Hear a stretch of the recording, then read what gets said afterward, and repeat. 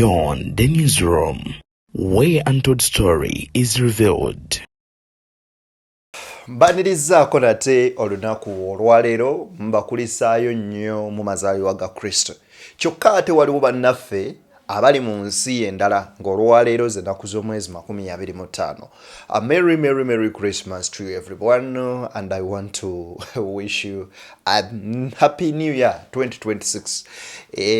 Mbanirizaako nate in yet another edition lunaku olwaleero Boxing Day. Bane mwafunyeko birabo mutuweeko mwansi Ebuvanjuba nebugwanjuba ewaka wasigalawo ewasinga. Beyond the newsroom gwe mukutu ogukuleetera ekyo ekisinga. Katiranga naffe ng'oyita ku noti 771 44 53 68 ne noti 744 26 41 na bino bikulu tetulanga bafere, tetulanga basawo ba kinnansi n'abagwa mu koowa eryo. Mwebale kutuwagira. Thank you.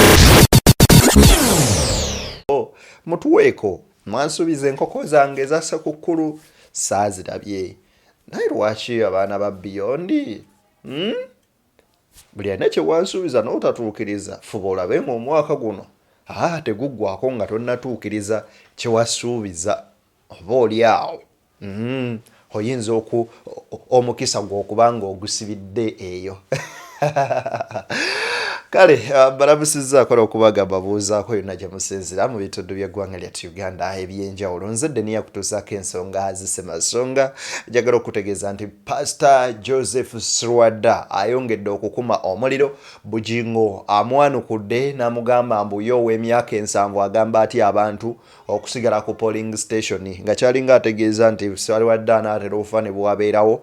N'agamba nti mwembalabudde temugeza ne muyimirira ku polling station kijaba ate nga akammwe kaweddemu ne twebuuza awo twali tutuuseewo ddi. Pastor Joseph Sserwada ategeezezza nti mu nsi eziri civilized, ensi ezigoberera enkola ey'amateeka, n'akulira akakiiko ak'ebyokulonda alondebwa bulondebwa, ne bw'aba CDF ne bw'aba akulira poliisi abantu be bamulonda. Naye wano ewaffe Pastor Sserwada lwaki ennaku zino ekigambo kingi era ayogera ebyo nno bye tuyinza okuba nga tulowooza bye biruma bannansi oba ebiri ku mitima gy'Abannayuganda. Nze Deni njagala tutandikire wano nkujjukiza nti tulina omukutu gwaffe omujja ogwadde ne exclusive weguli okuba nga nagwo ate gwe kutuusaako ensonga ez'enjawulo. Wano wennyini wenjagala ate tutandikire. Sooka owulirize kano.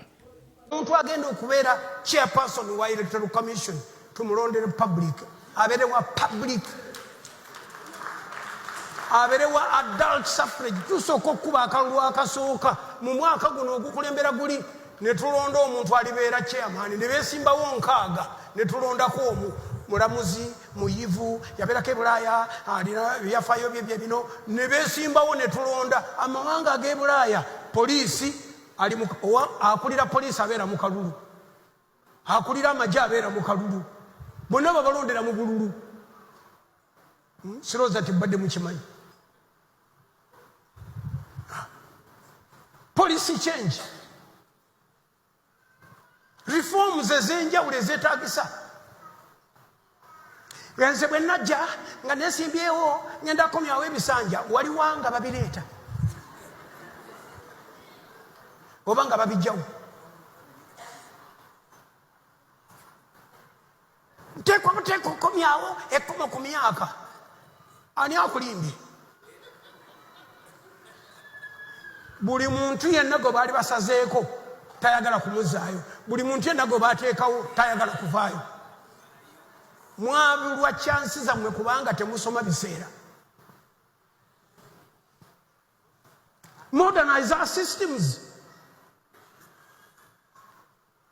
Modernizing systems zaffe obudde bwebo tusembeyo kino. Pastor Joseph Sserwada owa Victoria Christian Center wali eri Endeeba yavuddeyo n'ategeeza nti mu nsi ezigoberera enfuga ey'amateeka akulira akakiiko ak'ebyokulonda balonda mulonde akulira amakomera akolera poliisi balonda mulonde CDF balonda mulonde naye wano nti nga tonnagamba mbwa ntugenda kukyusa kino tukyuse kiri tuzeewekomo ku bisanja tuseewekomo ku myaka ne tulina modernize okukyusa systems zaffe tuzikyuse zidde ku mulembe oguliwo kati. Era Sserwada yayogedde ebigambo bibadde bingi naye Bugingo n'engeri gy'abyanokuddemu wano okumu. Anyway, ngenda kuwa kansoke nkwongere Sserwada wano. Teriyo maanyi gazikiza Facebook, teriyo maanyi gazikiza ani omulala kozi TikTok, tokyalina busobozi obwo. Ne mu mwaka gwennyini president we yagambira takyagala Facebook wano. Mu mwaka ogwo abantu baga naye teriyo makuba malala ne bavuga ti gegaliwa VPN. Mukivunule mwe mwakiwulira wa VPN okujjako nga wawulirako ennamba ya mulukange ga nti UPN naye mwe mwawulira VPN bazuula ze bagita. What is a VPN? Ani yasoma? A virtual private network. Virtual private network naye nga teri public. Somebody goes VPN are connected nga bamuteeka ku mpewo bali China bali Portugal wano mu Uganda olaba bannayuganda bonna abakulima nti bali ku Facebook. Eyo mbooziyo oli mu mulembe gwange toli mu mulembe gw'abali feffe tulowooza nti tewaliwo kye bayita Facebook. Eyakulimba genda omutwalire ebbombo agattemu obutiko anywe obwongo bufune ekimu ekitereeza.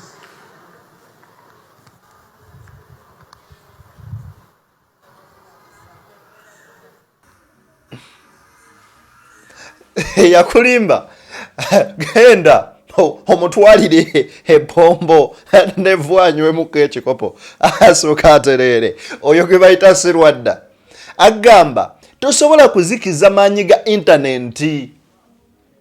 Yagala gaana. Era essaawa y'olunaku olwaleero bw'abaayo ali eyo nga osobola okunjiwamu S25 Ultra nga wammanzi okanjiwamu nga nkuweereza we banaatujjirako nga nfunayo ko n'omulala ali mu US ne bw'oba mu UAE nga ffe kye tukola ki nga onfunira eSIM nga tuti nga ffe tutandika okukakkalabya. Olunaku lumu lwe bajjako Facebook nali nva hoima nga nzira mu town nga mbodinze n'omusajja wano nanga kiki mbu bajjeko Facebook akapya kaakano ogenda bypassinga network za wano nandaga VPN nga bagijjeko jjo nga leero VPN already weeri. Abaana bayiiya kati already nti bwe bakujjako internet funa eSIM ali ebweru agikuwandisiza akutereko data gikozese ngeri eri okozese eSIM ndowooza okategedde ako nako weekali. Abalala abaana ne bajja ne baleeta magezi nti kati gwe bw'oba osobola beera ne satellite phone anti osika ku satellite directly. Technology watuuse osobola obanga you can no longer live without it. Tokyasobola beerawo watali technology ate tewali kyosobola leeta nga tekinaako other bypass nga baana tebasobola ki bypassing nga tekiriko an exit route bibaawo. That's why omuzungu akola software n'aleeta ne virus emulya ate era y'omu aleese virus emulya n'aleeta ne antivirus. Nti wogula software one bw'awangaala ennyo business ye batekola kati ng'ajja ng'aleeta virus ng'emulyako. Virus bwe zimala okumulya ogenda kola kikuddamu ogule software omulala wabula bw'omugula ennyo n'owulira ng'omukooye kyokola ki ng'ogula antivirus expiringa nayo oba ekoze emyezi 6 oba mwaka ng'okyusa endala ako kategeera. So even here where we are heading to mu internet shutdown there are other routes abaana ze bagenda okufuna okubanga ate bakozesa. Dr. Joseph Sserwada kyagezaako okugamba nti unless ng'omulembe gwe gw'olimu gwe guli. Anyway, kati kano njagala tukawe obudde kabategeera bokka, tukawulirize, tukawe obudde kawanvu ne kamaleeko. Wuliriza kigambo eri abavubuka amazima ge gano nti eggwanga lino lyammwe mukyalina amaanyi ate mukyalina essuubi ery'okubeera abalamu ekiseera ekiwanvu. Bwe kityo amaanyi gammwe, obuyiiya n'emirimu mubikolere ebiseera ebijja ebya Uganda. Bwe mubaako ekibabuguumiriza mubeere babuvunaanyizibwa. Amaloboozi gammwe mwogere byamagezi byokka, kubanga bwe mulikula tuli bajjukiza bye mwayogera nga temunnaweza kirevu kumba. Temukkiriza abantu okubabuzaabuza n'okubaweekereza obulabo obutalina makulu, kubanga eggwanga lye mwagala okuzimba mulitandike kati, mukole omusingi gwalyo gye bulijja mukyeyagaliremu. Bwe kityo temusuubibwa kwonoona byafaayo ebiseera ebiriwo oba ebiseera ebigenda okujja, kubanga era ebiseera ebyo mwabisangawo.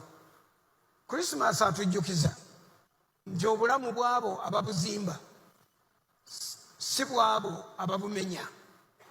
Era Krismasi atujjukiza nti ffe ng'abantu abavunaanyizibwa tetuteekwa kubeera bikozesebwa okwesunguwaza n'okwenyiiza n'okweyawulayawula ebitajjansa. Obubaka bwa Dr. Joseph Sserwada obuwulira. Gwe ng'omuvubuka ovunaanyizibwa kikumi ku kinnaakyo eri ebyo ebigenda maaso mu ggwanga lyo.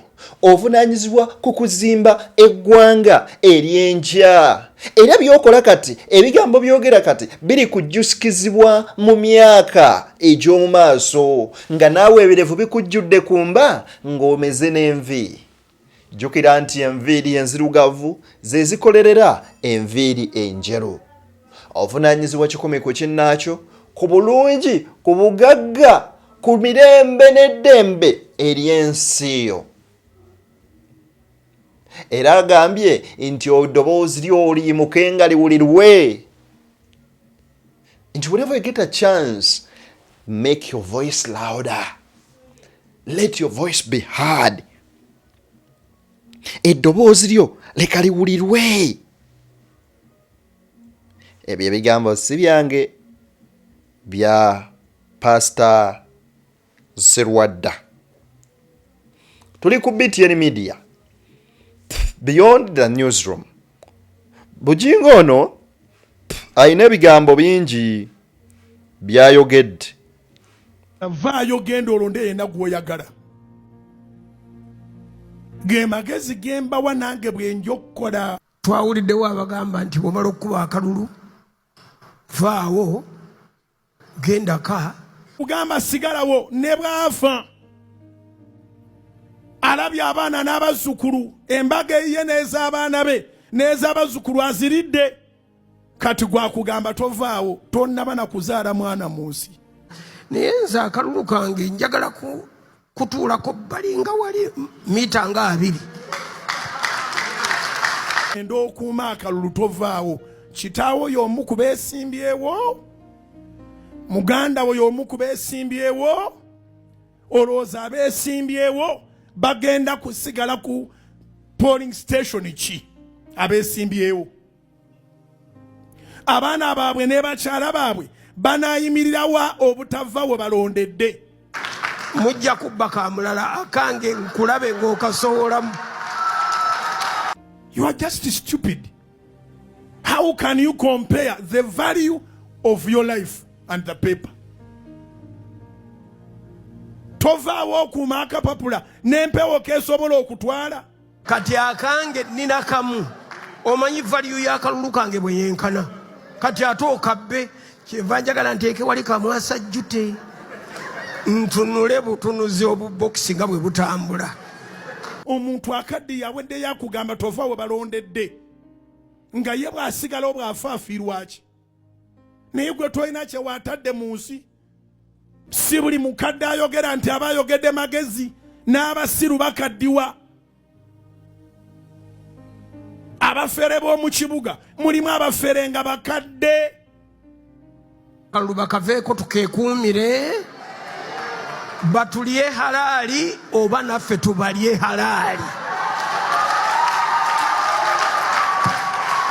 Abakulu abakwata ebyokulwanyisa bakugambye genda olonde, bw'omala okulonda ddayo eka.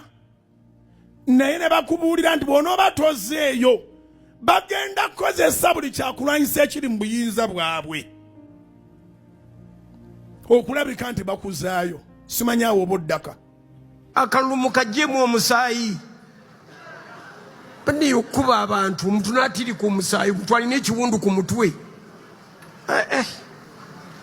Tuli gunjukira wa? Ye tulivaamu ddi amagezi agategeera ne tukolayo ebintu nga tibiriimu kwetema na birala. Omusaayi gw'abantu ne guyiika ogwenkanidde awo. Kale singa twamanya, ffe tumanyi, tutegedde, tulina amatu tuwulira, information eyita mu buli kasonda, buli muntu akugamba londodde eka. Akugamba londodde eka. Akugamba ebyokulwanyisa bene biri mu disposal ye ajja bikozesa. Akugamba toddaka takulaga bwana akulwanirira. Hello. Oba bikunyumira oba tebikunyumira bye bituufu. Akugamba toddaka tannaba kulaga naye waaterese byakulwanyisa bali baba n'aba bakuzaayo oba oyagala oba toyagala. Tannaba kulaga byakulwanyisa naye ajja kulwana naye abazzeeyo. Otiisatiisa tosobola nakuntiisatiisa, tosobola nakunkangaka oneewerera nga weewererani. Abantu ababagamba temuva we mulondedde bagambe batika abaana baabwe abali e Bulaaya bakomewo wano bajje bakakuumire wamu nammwe. Hello. Mubagambe batika abaana baabwe abali e Bulaaya abali mu Amerika babakomyewo wano mu kulonda bajje bakuumire wamu n'ab'akalulu. Akalulu nina kamu lwaki okayombera? Kansabirwa ddembe nkakuwe oba nkakumme. Gavumenti bw'obanga ogikyawa gikyawe, nange nkuweerera amagezi gikyawe nnyo naye tokyawa bulamu bwo. Pr Bugingo omu ku musumba Kagwe nkyasoose okulaba afuna omukyalo omulala nga gwalina tafudde ate nga tebawukanye naye mu mateeka. Addamu eyali kitaawe ow'omwoyo Dr. Joseph Sserwada era ng'ategeeza nti abo bafere mu kibuga bafere bakulu, abakulu ab'emyaka boogera ebitalina makulu ebitalina magezi, abo bonna obubaka Bugingo nga tabuweereza mulala abuweereza Sserwada. Lwaki tusazeewo tube nga vidiyo eno tugitema nga tubibawa osobole okugatta dotisi obwongo bwo bwe batebukola butegeere. Gwe bw'obookera ku makya n'ogamba oyinza okugeraageranya obulamu bw'oku kapepa ako kapepa ako koolaba okugenda katiiki kuyimiridde obulamu bwo bwonna. Ke kaleeta okulonda omukulembeze anayimirira olw'ezinga ensonga egaana abakuumaddembe okujajaamya ebyokulwanyisa nga babikozesa ku bannansi. Lyewa munnansi eddembe lyerimugyako. Oli bw'abanga ayambadde Timbaland ye ne bamukuba emiggo okubula okumutta naye ng'ekimussa kintu kimu olw'okuba mbu ayambadde nga Timbaland yeefaanaganya ey'amagye. Olw'okuba ayambadde akakoofiira kubanga kamyufu. Oli ne bamukuba olw'okuba akutte fulaaga nagwo nga musango. So kati Bugingo agamba bw'omala okulonda ddayo kuba bali bagambye be balina emmundu be balina ebyokulwanyisa byonna. So as the government you're supporting, kati gwe nawe olinga ayagala okukakasa ensi nti ddala muli ekyo abantu kye balowooza okuba ekyokuba abatemu. Kyoyagala olowoozesa ensi. Abandi badde bamanya nti government eriwo to protecting ye akakiiko k'ebyokulonda mulimu gwako ki. Wa mu ssemateeka agaana kawaayiro ki akagaana bannansi okukuuma akalulu kaabwe. It is constitutional. inti bagamba omala okulonda you're free to stand 20 kilometers away from the polling station or from the gazetted area oba ring fenced area area akatundu akaba kasibiddwako akaguwa era basiba akaguwa mwene musimba zilayini zammwe lusululu moja oyina yimirira mita 2 awo Sserwada we yagambira nti nze ne kamwasa jjute kange mba nasonze dda kati ne Bugingo abana nno batandise n'omubanja Pentagon yabagamba togeza but for me I tell you, if you feel like you want to practice your rights and you feel it, you believe in it, then why not do it? If you feel it and you're willing that you're practicing your rights, then it's okay. Kankuongereyo ko wano wamma oba wano dokita yabadde agamba ki Wauta apathy kitegeeza ki abantu ebintu bibakooya, especially if the expectations are the same. Kakati bannayuganda teri abasomesa nti bakandidate be bamaze okuwangulamu ne beguba mulundi gumu temubazza tebalina gye bakayisa ate amagezi bagafunye ddi kegakubula luli ne kati togalina bw'ogamba kino bakujja kugamba ekira bakuyiiya. Voter apathy abantu bakoowa. Nze nkuba obululu 3 bwokka kubanga bwa lunaku olwo bwe ngenda bwenti ne bampaka pulezidenti n'aka omukiisa omukyala n'aka MP w'ekitundu ngenda na 3 songera kuddayo nti nkubaka LC5 balonde mulonde bo bamuwe buwi benina mu interest bali 3 bali awo ate babaleese conveniently kateri atusadingira kintu ekyo kugamba nti okuconvenience nga akalulu kano kabeere kangu omuntu wonna mu buteeke wamu omuntu bamuwe katabo kalimu obululu 5 aka president aka member of parliament omukyala member of parliament w'ekitundu local council 5 wanje sebebo bakyalinga abo kawedde bakuwa ka box kalamba ka paketi n'ogamba nti ku presidenti nkawoono n'okayuzaamu n'okasamu ya brisi n'okwata ka mukyala n'okayuzaamu n'okateekawo akakonge kabwe. Sserwada atugamba nti ekituufu kiri nti abantu bo mwattu bakoowa kya bulijjo wabula nze nange nzira nange kositanalonda president nenonda omubaka wange bino ebyaddaka ate byansanga n'amawulire nga ngenda coveringa stories walala gye bangabye we nali assigned to cover nga siye wali polling station ze nonderako ngamba era kati ne wano kyetulinda kyekyo naye Sserwada obubaka bwe butuuse agambye abantu bakoowa tusobola olonda ne tulonda ne tukola byonna but we get tired. People reaches at a certain time ne bagamba nti enough is enough. Olwokuba waliwo alya mu kibbo ye nayagala abategeerere kale mubategeerere wamma tugende wano mirembe wadde nga balina obutakkaanya mu byobufuzi eddiini n'ebirala nti kyowagira kyonna oli waddembo kiwagira naye bw'oba okiwagira tuleetamu mawanga madiini byokkiriza twefuge mu bikolwa n'ebigambo tukkakkanye amaloboozi agavuma agajerega n'agaduula. agambye nti omuntu okulondawo emirembe si kabonero ka bunafu wabula okufuga amaanyi g'abantu abalina obuyinza. ate yakulira oludda oluvuganya gavumenti Joel Ssenyonyi asabidde ku kkanisa ya St John's Church of Uganda ekiwatule nga werekeddwako mukyala we n'abamu ku bakulembeze mu NUP. Ssenyonyi asabye abalafuubanira emirembe mu ggwanga obutakoma ku kyakusaba bannayuganda kubeera ba mirembe wabula bagambe ne kubakuuma ddembe. nga tonnagamba bannayuganda kuuma mirembe, saba n'abakuuma ddembe nabo bakuuma eddembe. Era mu bigambo bya Ssenyonyi yagambye nti kya nnaku okulaba nga bakuuma ddembe be basinga ate okumalako bannansi eddembe batya nga babakolako effujjo. BTN Media, Beyond the Newsroom. Munzikirize mbateere wano for God and my country.